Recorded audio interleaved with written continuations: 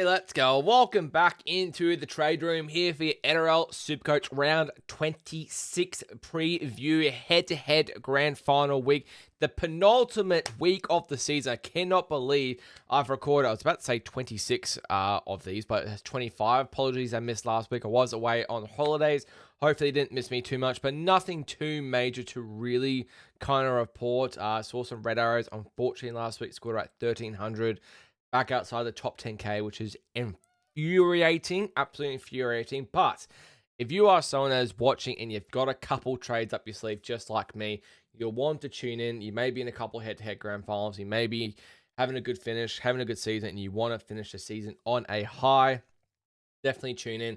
We'll have a discussion about potential trade options for this week. Going to have a look at the top 10 traded options, traded out options, and then captaincies for the week. And potentially using my final two trades of the year and where I'm going and where Galvin and the Chipmunks will finish the season and how the team will look to finish the 2026 season. Bit of a disappointing one from myself considering I finished top 700 last year. I want to improve that or at least finish to top 1,000. Instead, I'm trying to battle top 10,000, which is a bit disappointing. Yeah, less about that, the better. But let's just get straight into it. Hey, top 10 traded in plays for the week. Coming in, number one, traded in player. Such good value, I reckon. Scotty Drinkwater, fullback, 549K, 12.9% traded in amongst super coaches this week. Off the bye as well. Got the Tigers and the Raiders both at home for the last two rounds. Does make sense to me why this is the number one most traded. I just think these two matchups are super delicious for the Cowboys. They are in the 8. They'll want to finish good. Dearden's back in the team as well. I think that only complements Drinky a little bit more as well. Whether he's got the goal kicking, I'm not sure. I'm sure it'll probably still be Clifford. But I just think Drinkwater is such a good option for this week. I am definitely considering him. For sure, I do kind of want to pot up. I have owned Drinky, but I do think Drinky has the potential to go absolutely gangbusters over the next 2 weeks. I'm expecting probably at least a ton from him this week against the Tigers. I think the Cowboys could absolutely smash the Tigers. And depending who you're trading out, whether it's like a Reece Walsh, whether it might be a KP, that sort of thing, I think Drinky is definitely a very, very good option for the week. And potential to bring you some head-to-head grand final glory. So, all aboard the Scott Drink Bolter train. Potentially, I think yes. We'll have a look at that one later, but definitely do recommend it. Second and third on the list, we had a couple South players, but starting the first one, Tallis Duncan, a guy I have wanted all year and I've just neglected and neglected and neglected. He's dual to CTW, 781k, 44k made last week. 11.1% trade in, break even of 44. He is just killing it. Absolutely killing it. What I will say he is, I believe at this stage he is named on the, I think he's named at center again, but with potential Latrell coming in that may push him back to the edge. I don't think that makes too much of a difference when it comes to Tallis because as soon as he scores a try, he's turning up. It's just ridiculous. His lowest score since round 12 has been a 61. After round 12, since round 14, low score 64. Insane, mate. Absolutely insane. 5-round average of 94.8. 3-round average of 101.7. And against the Titans this week, where they have such a good record up at the Gold Coast as well, I cannot blame people wanting to get Tallison. I talked about at the back end of the season, the 3 premium 2-hour options being Dylan Lucas, Hamolo Olakwatu, and Hudson Young. Completely neglecting Tallis Duncan. Just completely neglecting him. Just the way he's come back from injury has just been outstanding. And I feel so stupid for not getting him in earlier. And it feels like too late in the season to get him now. And I just missed my opportunity. I'd rather probably have some fun. And you know what? Tallis Duncan will probably go 140 this week and just kill me a little bit more. But Tallis Duncan, a very good trade-in option, I think, this week. And if he does stay on the left edge, this left edge for South is absolute cooking because Alex Johnson, 724k, 66k made last week, is just absolutely flying at the moment. That left edge, whether it's Tallis, whether it's Latrell there, I don't think it honestly matters. He is just killing it. Last 3 rounds, he's gone 132, a 53, and a 121. But this left edge at the moment is just cooking. And there is big trouble, I think, ahead for the Titans this weekend. Saturday afternoon day game at Gold Coast, fast track, where they have a good record. I think there is potential for AJ to score a absolute million tries. I think there's definitely at least 2 on the cards. He's just killing it, man. I cannot believe he's maintained this price a lot of the year. 724k, 3 round average of 102. You're definitely chasing the upside. It could be a 40. It could be 130 this week. Could be 150. I am tempted. I'm definitely tempted for sure by AJ and this left edge of South. Fourth on the list, my boy Suafalonga held him since round 1. Had not traded him out or got him back in. Held him all year, baby. 817k, 14k made last week.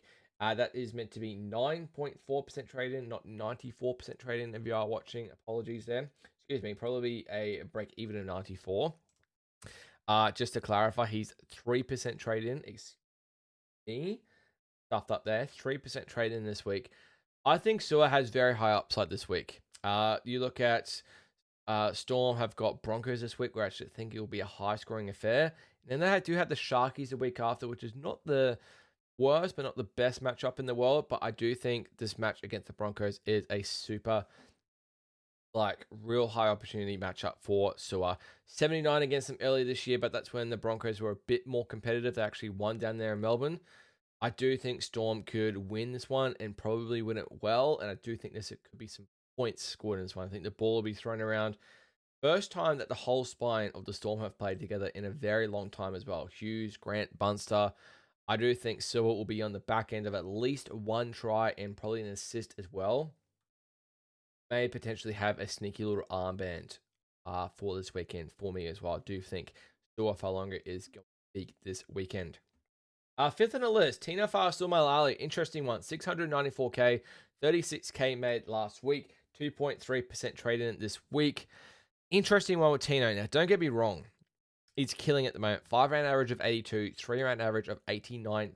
He's flying at the moment. But it's just one of those things is, do you want to spend one of your final trades on a front row forward or a 2RF like Tino?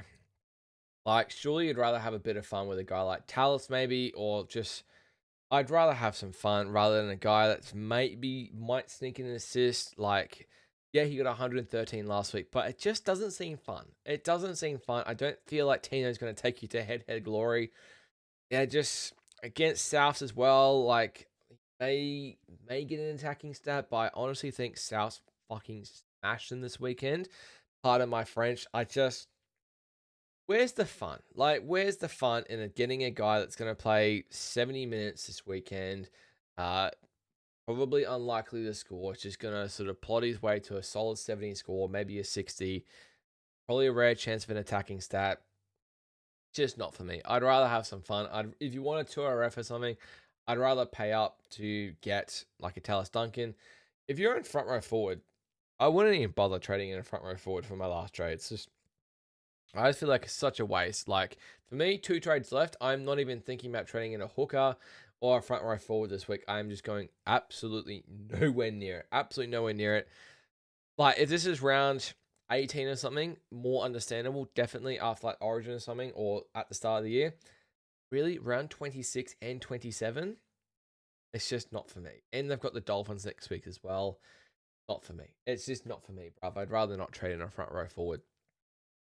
Sixth on the list, Sammy Walker, 833k, 24k loss last week, despite having 135 last week, and he still lost cash. He must have had that 207 coming off. He is 2.1% trading this week. Interesting one with Sammy is he's kind of had this bit of inconsistency this year. He'll have a big score and then a little, pretty much a lull after that. Look at this year. After his 207, he got a 40 the week after.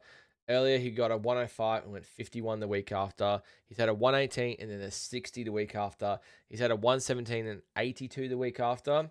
That's all his tons. And you look at the scores after that, the highest score after a ton has been 82.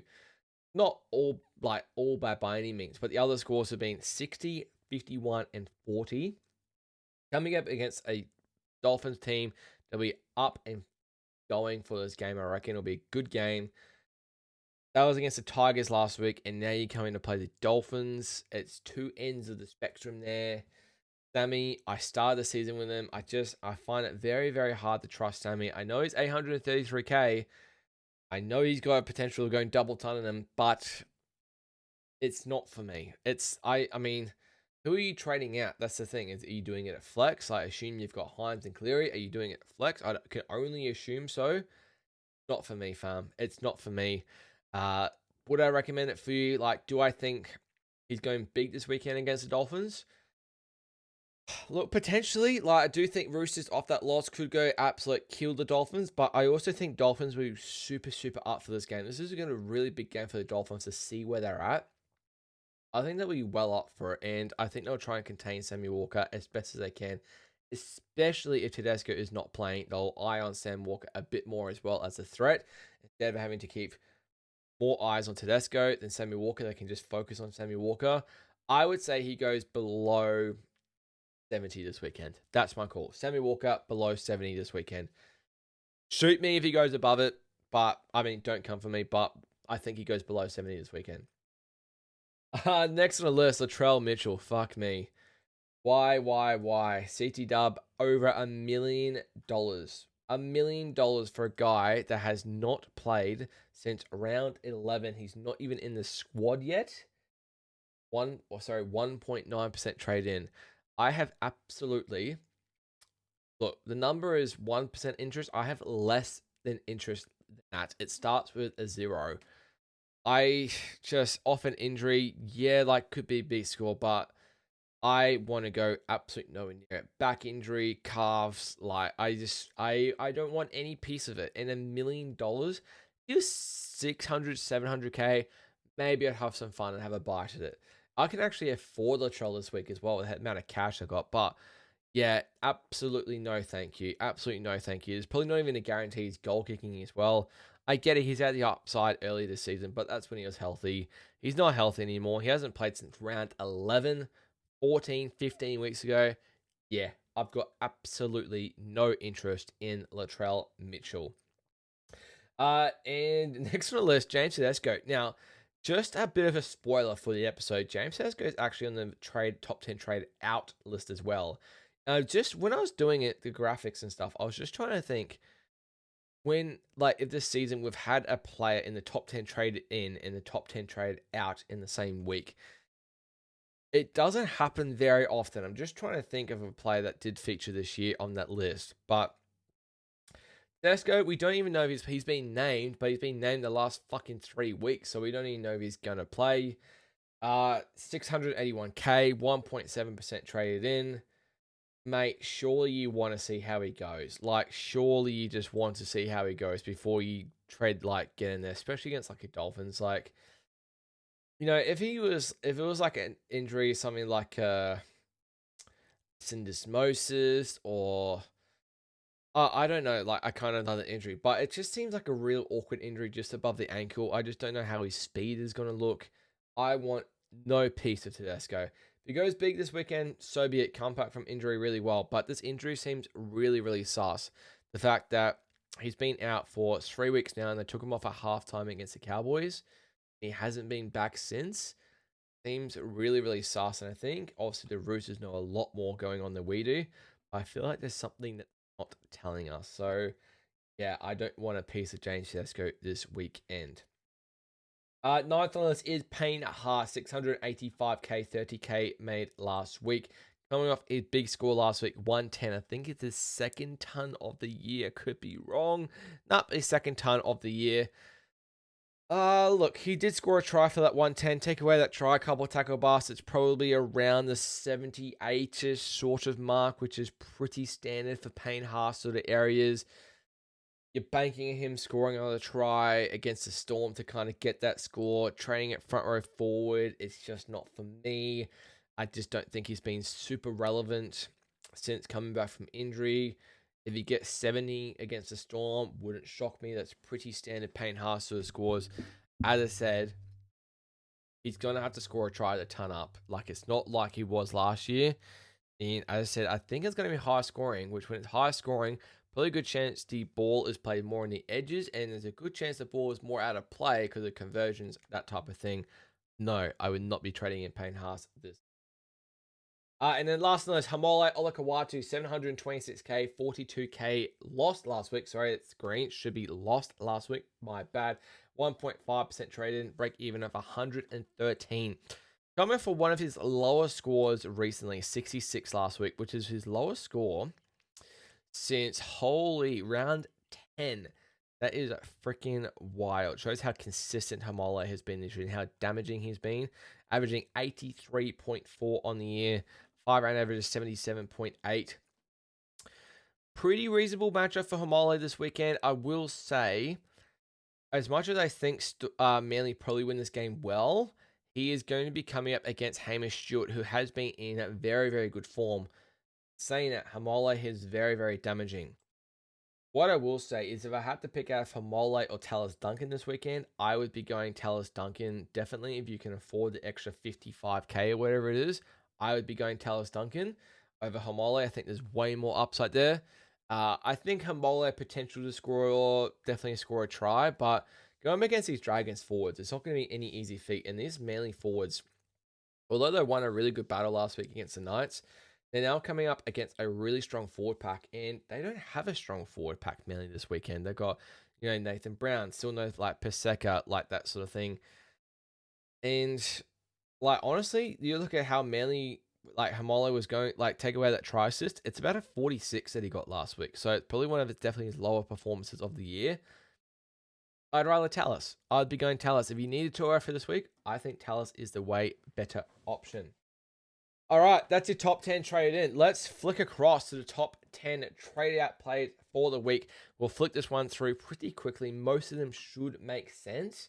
And top of the list, traded out is Simi Sasangi, 758k. He made 83k last week. Absolute on fire, 10.9% traded out. Raiders on the bye this week. I thought for all money when I traded him out a couple weeks ago, he would not be playing. Like he was not playing around 20. Excuse me. He had I got him in round 23, I believe, or round 21. He was out round 22. He had 111 round 23. He was out round 24. That's when I traded him out. Thinking he'd play round 25, be on the bye round 26. And then probably wouldn't play around 27 because he's literally playing with one shoulder. That makes him a trade out, right? However, news has come out today that he's trying to delay his surgery so he can play in the World Cup, which I absolutely love to see, by the way. Thank fuck Payne Haas, take notes. So there is a chance. There is a chance that he does play at round 27. Now, is it worth risking him? Is like they can't make finals? Is Ricky going to be a dick and still play him? I think the Samoan coach would be absolutely. I'm just trying to think who the Samoan coach is. If I was a Samoan coach, I would be calling Ricky Stewart and say, "Hey, mate, we really need this guy for World Cup.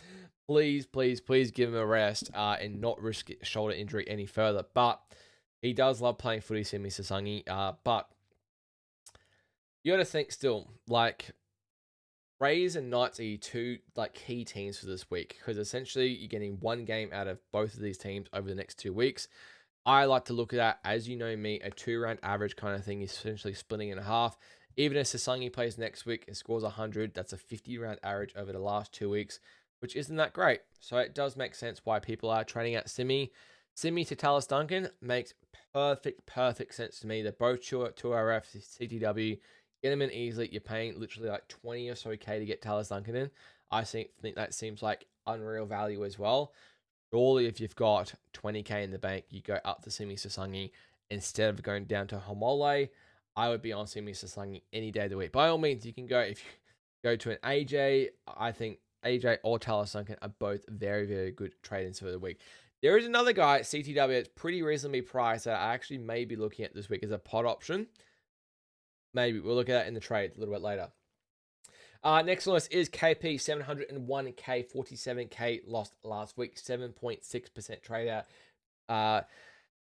Interesting one, KP. Bit of a low score last week, 34. Pretty disappointing. On the bye next week, so one game and it's against the Warriors and the pretty depleted the Knights, going over to New Zealand as well. I don't imagine he'll have an outstanding score. I would probably be picking maximum 80. I don't think he's going to go any bigger. He'd have to go lights out against a pretty strong defense. Like I don't know if I see it. I am a KP owner and actually considering trading him out this week because we'll talk about it later. It's just a little bit skewish in how I have to configure things. If I don't want to play Hammer this week, that kind of thing, I do have to trade out Ponga. I'm not super confident in playing Ponga this week. Even if I had no trades left, I wouldn't even be super confident in playing Ponga this week. I do think there's probably another low score approaching just because they got no Phoenix Crossland.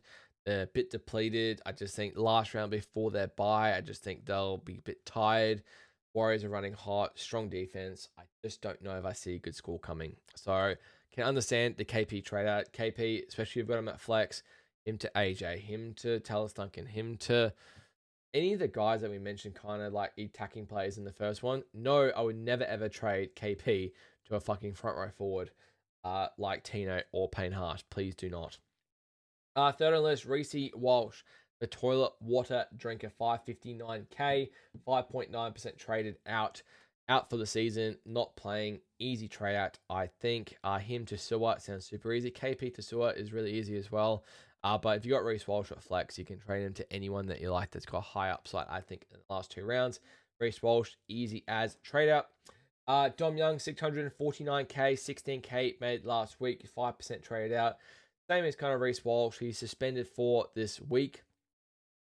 So we'll not be partaking in it on the bye next week. So we won't be playing any more of the regular season. Easy trap. Go to AJ, Talis Duncan. Yeah, I think that pretty easy trade out as well. Alex 12. Alex 12's 551k now.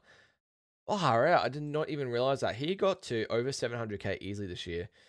791k he got to. Now he's 551k. He's had 7 price drops in a row. Wowza. Absolute wowza. Look, he probably wasn't going to always keep up that big average playing reduced minutes as well. But holy dooly, I didn't even realize he dropped that far. Concussion, out this week. Is there any point in him playing next week, potentially playing for Lebanon in the World Cup? I think the Lebanese coach will be crying out for him to not play. I think it's very silly if he did play next week.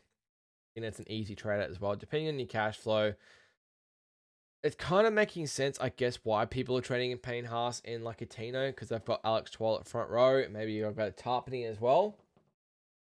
It just seems so shit. It just seems so bad. I'd hate to be using one of my last trades on a front row forward at this stage of the season. I really would. It just seems so shit. But what are you gonna do? He's not playing this week. I don't think he plays next week either. Greg Marzu is next on the list. 569k, 31k lost last week, 3.7% that break even of 70. Interesting one with Greg. So same thing, not playing next week. What I will say about Greg is I just did probably talk down a little bit about the Knights. You go watch the Knights fucking beat New Zealand in New Zealand this week, but whatever.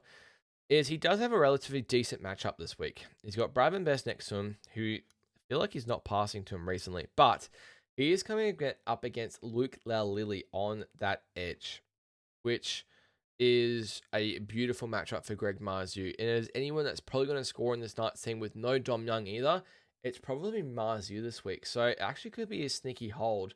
I think he's in for a little bit of a cheeky pie potentially. And you saw how dismantled our right edge, the Warriors' right edge got dismantled last week against South. And if Knights get that left edge going somewhat, Greg Marzu is definitely in for a try. You saw AJ scored 2 last week. Marzu could potentially be in for at least 1 pie this week, especially against Laulili, who hasn't played NRL level for a very, very long time. First game for the Warriors as well. Going to be very, very interesting. Like, very, very interesting. Next on the list, we've got Joe Tarpany. I don't know why he's in Gold Coast colours on that screen. My bad. 641k though. 58k made last week. 3.1% traded out. Joe Tarpany, my absolute hero he has been for the last 2 weeks. Have played him. He's got a 116 and a 96 in the last 2 weeks. A 3-ranked average of 90.3. My king, Joe Tarpany, unfortunately on the bye this week, but he will be available next week. That's what it means. I'd rather cop an AE, have a bit of fun. Like cop an AE if you got one front row forward. Let's say you've got like a Keelan or Terrell May. I'd rather just play one front row forward this week, and then like you've got two back next week, rather than fucking spending one of my last trades on a front row forward. Have some fun, get a bit of laughter in you, rather than trading someone that's just going to plot his way to a 65 or a 70 this week. But Joe Tarpany, absolute legend. But I guess in a way, I can't understand why people are trading him out. Eighth on the list, Jacob Carraz, the one-legged man. This guy is an absolute warrior. He keeps playing on one leg. I don't know why the doggies keep playing him. They must be super desperate for 560k. 21k lost last week, 2.9% traded out. Yeah, unfortunately, to no one's fucking surprise, over the last 3 weeks, the last 2 weeks even, he's gone 45 and a 39, playing on a torn calf. Just doesn't shock me. Up against the Panthers this weekend as well. I think that's an easy trade. If you're someone that owns Greg and Jacob Carraz, I'd be trading at Carraz easily before Marzu based on the matchups. I think, well, in saying that, Marzu on the bye next week, but if you're looking at just purely this week, I'd trade at Carraz beforehand. But like, how has Carraz even been named? Like, would it shock you if Carraz is not named next week if doggies like lose? What's the point of him being named like this week? Surely, again, Lebanon will be crying out for Carraz to fucking get healthy for him to play the World Cup. If he's playing, if he's representing them, I'm not sure. But I would be trading at Carraz definitely before Marzu. Like, definitely. I wouldn't play Carraz this week. If you've got the players, like 20 players, 21 players available, I would not be trading out Carraz this week. Ninth on the list, easy one, Tolakola, 509k. He's going to be out this week. I'd say he's going to be out next week as well. Pretty pointless game. 58k lost last week, 509k. Yeah, super easy trade out. I said not available this week. I'd be shocked if he's named next week as well. Again, surely some of these like international coaches are calling these NRL coaches saying, hey, like this player's injured, whatever, or could be back next week. Please do not play him. For fuck's sake, please do not play these guys.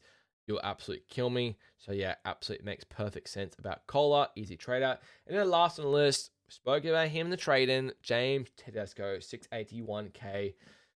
I would just be hanging fire in Tedesco. Like, honestly, like I have no idea what's going on. If he plays this weekend, I have no idea how he's gonna play. Like, if I was a Tedesco owner, what would I do? I probably would have been holding till this whole stage, honestly. But if he's named this weekend, you could probably get away with not playing him. It just depends on the upside. Roosters have got Rabbitohs next weekend as well. It just all depends. It all depends if he gets named. Yeah, I have no idea. Genuinely have no idea. It's such a conundrum. Kind of makes sense that he's in the traded and traded out list. I'd have no idea what to do. I'm so fucking glad I'm not a Tedesco owner anymore. I traded him out quite a while ago. Yeah, absolute conundrum city for James Tedesco and Supercoach is there. All right. There's your top 10 trade and trade out players for your head-to-head grand final glories. Very interesting list. I think a lot of the top 10 trade out kind of makes sense. The top 10 trade in, some of them make sense, some of them don't. Seem to use one of your final trades on a front row forward. But. Let's have a look at potential my team for the week. So up there, if you are listening on Spotify or something, I've got 2 trades left. 359k in the bank. Woo woo! So I spoke about this the last sort of few weeks. I was always going to be using probably my last trade on trading at Fletcher Sharp. So I have a 5-8 for next week, which I'm potentially looking at doing this week because I do worry about Fletcher Sharp's score this week. Absolute nightmare fuel would be trading Fletcher Sharp to a 5-8 this week, and that 5-8 gets injured this week, and then I have no 5-8 for next week because I have no trades left. But that would just be, it is what it is. I just cop an E, it'll be all good. Is what it is. But if you look at the team, like I've literally got, when I optimize it, I've got 1, 2, 3 plays that are non-playing. So I've got 21 plays available for the week. When I optimize it, it says to not play Jenkins. I just find ridiculous, like literally ridiculous. But Brayley a hooker, I won't be playing Cheese ever. If I'm ever considering to start him next year, please someone shoot me a message and just tell me to like have a good hard look in the mirror. It will not be happening. Front row forwards, Terrell and Kolomatangi. Squares for that. 2RS, Olaquatu, Fenifuyaki, Lekalasima. I think Lekka's got a very good matchup this week as well. I believe it's against Fletcher Hunt. I could be wrong though. On the bench, at this stage, playing Siwa Wong and Oren Keeley. Will be playing Oren Keeley definitely against. Oh, he's running it, Ezra Mam. Fucking get in there. Oh, that's lovely. I just remember that. Thank you very much for coming. Halfbacks, Nico and Cleary, definitely 5'8", Fletcher Sharp, TBC. CT Dubs, Herbie, Isako, Marky Mark, Cam Pereira. I will be. Oh, I don't know if I play Cam Pereira this week. We'll see. And then Jenkins, I will be playing Jenkins this week. Iro, I'm fucking sick of Iro. I cannot believe he's 480k. It annoys the shit out of me. But let's just swap AKP and Jenkins for the moment. And then fullback, Suafalongo, who will be my VC. Spoiler alert, he will be my VC. I love the upside. And I've got Ponga there at flex, who I'm looking to switch. And then I'm not sure whether to play Hammer. Hammer's really disappointed me since I got him in. I got him in against the Dragons. Ever since then, he's gone 45, 67, 52, 48. Now, you watch. The fucking 1 week that I don't play Hammer, he'll go absolutely nuts. Absolutely nuts. And it leaves me with the choice to either play Cam Pereira or Iro, potentially. And yeah, I don't know what to do. Or I trade out Hammer and keep Ponga, play Ponga, which I'm not confident about either. Him being on the bye next week as well. Dolphins have got Titans next week as well. I probably will be playing Hammer against the Titans next week. Yeah, that's an annoying one. Him against the Roosters. I just have to look at how fullbacks actually go against the Roosters. You know what? Let's have a look now. Let's just have a look now, hey? While we're all here, while we're all having a little bit of fun. Roosters. How fullbacks go against the Roosters this year? Averaging only 55.3. Yeah, no thank you. High score, no tons. The high score has been 93 from Edwards. You got 86 from Walsh, 86 from Keeney, 92 from Sewer. Oh my God, you've got some low scores. 58 from Buller, 47 from Edwards a couple of weeks ago, 37 from Tracy, 39 from Drinky, 50 from Fletcher Sharp, 51 from Sewer as well, 28 from Walsh as well. Yeah, no thank you. Will not be playing. Will not be playing Suafalongo this week. I believe Trey Fuller was fullback against them earlier this year when they played during the Origin period. He got 76, but yeah, I would not be playing Hammer this week. AKP or Euro, AKP or Euro, AKP or Euro. Euro, fuck it. All right, trades. Trades. So as I said, probably looking at using these last two trades. When I was doing some drafting earlier this week, and in my review for round 25, we're having a look at potential trades. If I was to trade out my 5'8" for this week, I can literally go anyone I want. Anyone I want. Now, let's just go to plays selected to play.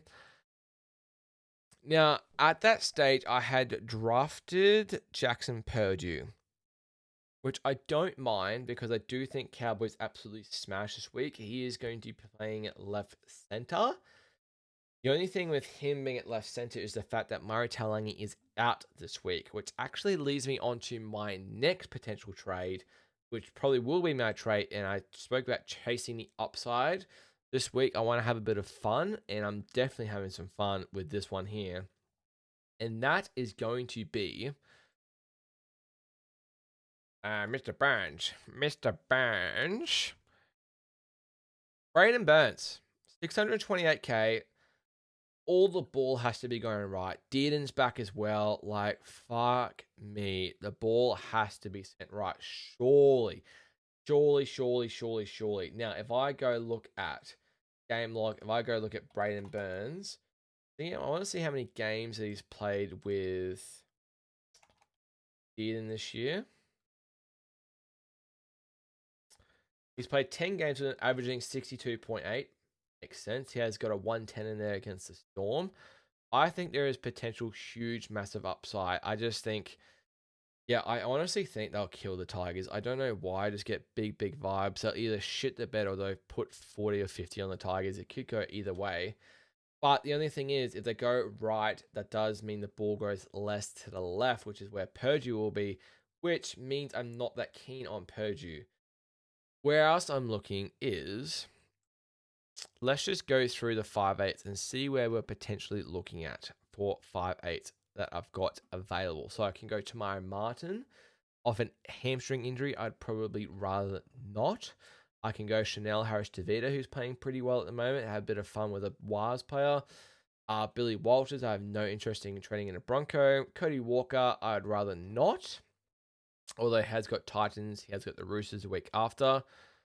I am banking on this guy potentially playing next week. If he doesn't get named next week, so fucking be it. I reckon he's just unreal. Playing in a potential high upside position. He doesn't generally play there. Get me on the Wishy train, mate. Let's just have a bit of fun. Get me on the Wishy train. I am banking on the Storm having a big win tomorrow. He'll be playing on the left center, coming up potentially against Stags. But as I said, I just do think Storm potential to score some points tomorrow. And I just love Wisher. I just think he's so freaking talented and such a ball player, man.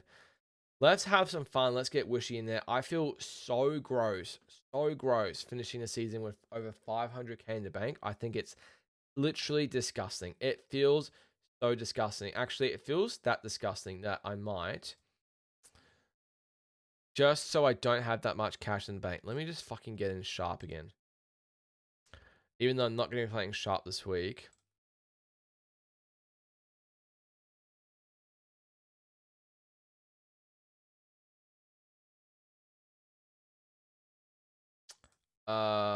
Shit. Hang on. That fills me with a bit more. If Reese follows names next week, I'll fucking flip it. But that makes me feel a bit better. I'm trading out my Nuff, Reese Foley, and getting in Tyron Wishart. Leaves me with 40k in the bank, no trades left. That makes me feel, that fills the soul a bit more. Now, I'm probably not going to be playing Fletcher Sharp this week, but it does also mean I have another option potentially there if need be. Captaincy for the week. Now, this is where we're going to have a bit of fun, ladies and gentlemen. This is where we're going to throw. Oh, I don't even know what we're throwing. It could, if it's, yeah, if we're throwing something blindfolded, that's a sort of like throwing a fucking axe blindfolded. It could be dangerous. I want to have some fun. I am banking on the Cowboys having an absolute killing of a game. I don't have a good rank. I want to chase the upside. Yeah, I could go Nico last game of the round with the other 65%. I could go Herbie against the Roosters. I think that would be a tight game. Just there's no one else really sticking out to me. I was potentially looking at Talis Duncan and captaining him. Captain Cleary, that seems boring. Nah, let's go captain a winger. I'm going to get in Braden Burns and fucking captain him, babe. I want Braden Burns to score 4 tries this weekend against the Tigers. I want him to get 160 points, 320 points as a captain. I think the Cowboys absolutely go nuts this weekend. Absolutely. I just think Tigers got up for that one game last week, and Cowboys off a bye. They have no excuse but to absolutely bash the Tigers up there. Absolutely bash them. I've seen them put 70 against the Tigers before up at North Queensland. Dear them back in the team. Drinky going nuts. I want some Braden Burns action, and I want to captain Braden Burns. Let's have a bit of fun, hey? If it goes down the drain, it goes down the fucking drain. I went swinging, went for the glory. It is what it is. He'll be 0.1% captained. It is what it is, mate. Yeah, it is what it is. All right, let's get into have a look at the actual captaincy options for the week and seeing what the popular options are for the week. So, to no one's surprise, yet again, I'll be looking at the top 5 options, excuse me. So there's 10 options there. If you are listening, there's 10 options there on the screen. I generally go through the top 5 and analyze them on Rugby League Fantasy Pro to see if they are a good captaincy option for the week. Now, going back what I said, I did say that we are in round 26. If you don't have a good rank and you don't care about your head-to-head grand finals or you're not in any, then by all means, I reckon pot up this weekend. Have a bit of fun. Try and go against the grain, see if you can get some green arrows. If you get some red arrows, it's just been the story of the year.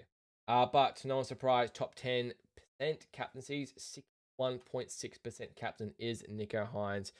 Shit just doesn't change. So, him for the Sharkies against the Eels, since he's been at Sharkies against the Eels, only played twice against. Really? Really? I find that surprising. 2 games against them, though, a 106 and a 113. Fucking solid numbers. Like, by all means, if we're talking like round 13 or something, like, definitely I'd be captaining him. But at this stage of the year, me not having a good rank, I honestly couldn't give less than $0. But looking at halves, right halves against the Eels so far this year, wow, 73.6 average. There is 1, 2, 3, 6 tons in here. Oh dear. Dewey 103, Cleary 116, Eden 117, Fogarty 113, Campbell 116, Cleary 117. Okay. Okay. So is this the first time the Sharks have played the Eels? Yeah, it is. There you go. But wow, 73.6 average for a halfback against a team is quite big. And that's with a 215s in there as well. Oh my god. Hang on, let me just quickly get the old calculator out. Just doing a bit of live mathematics. Just go 73.6 times by 23. That minus 30, so 15 and a 15. Divide that by 21. That makes the average in 80-minute games essentially 79.18. My God. Okay, there is potential that Nicker Hines, no Trindle, but there is potential Nicker Hines goes absolutely nuts against the Eels this weekend. Absolutely nuts. What do we got? Second on the list is, wow, drops down Sammy Walker from 61.6% down to 7.6%. And I think this just feels like after the 207 that he got, it feels very, very trappy. Like, we've been here before, haven't we? Like, let's just go Sammy Walker in the last 2022. Roosters are playing the Dolphins, so not since 2022, since 2023. Only 3 games against them. He's gone a 63, a 105, and a 123. Fair, average of 97. Not bad. Not a whole lot of data there. If we look at how halves are gone against the Dolphins this year, they're averaging, yeah, so a bit of a different comparison compared to the Eels last time. 53.9.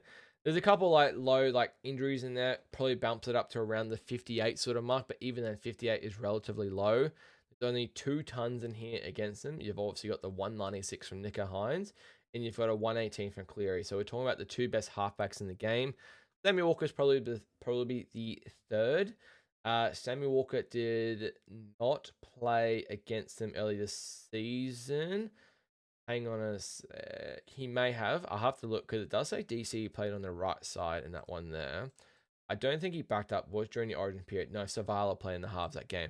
But anyway, halfbacks against the Dolphins average around the 58 mark sort of this year, which would be nowhere near enough for me to captain Samuel Walker. Nowhere near. Vice captain, maybe Saturday night and captain someone on Sunday, captain Nico, whatever. I'd just rather have some fun. Third on the list, we got Scotty Drink Water. Now, this is something I think has huge potential upside. I think Drinkwater's scores against the Tigers are going to be done. Andy, if we'll have a look against the Tigers, since 2022, he's played against them 9 times for an average of 83.1. So pretty good data there. Low score in there is a 22. That was in reduced minutes. Let me see how he goes in 80-minute games. In 80-minute games, there's 6 of them there, average of 83.3. You've got a high score of 97. There's a couple of 90 scores at 85, 74, and then you got a 58, which is early this year. I will say that 58, he was playing with a rib injury, and that was the Tigers' first game of the year when they got absolutely killed, which leads me to think that Cowboys will kill them back this week. Fullbacks against the Tigers. Oh, boy, mate, they go big. Averaging 66.5. Not bad. Like, not fantastic. There's 4 tons in there. You got a 140 from Keanu Keeney. You got a 1. I remember that one too. You got like 100.8 minutes. 108 from Karaz, 126 from Falolo, and a 101 from Guy Gray there. 95 last week from Cody Ramsey. That's pretty decent. I think there's serious high upside with this Cowboys team this weekend. I generally do think there's potential of them putting on 50 this weekend.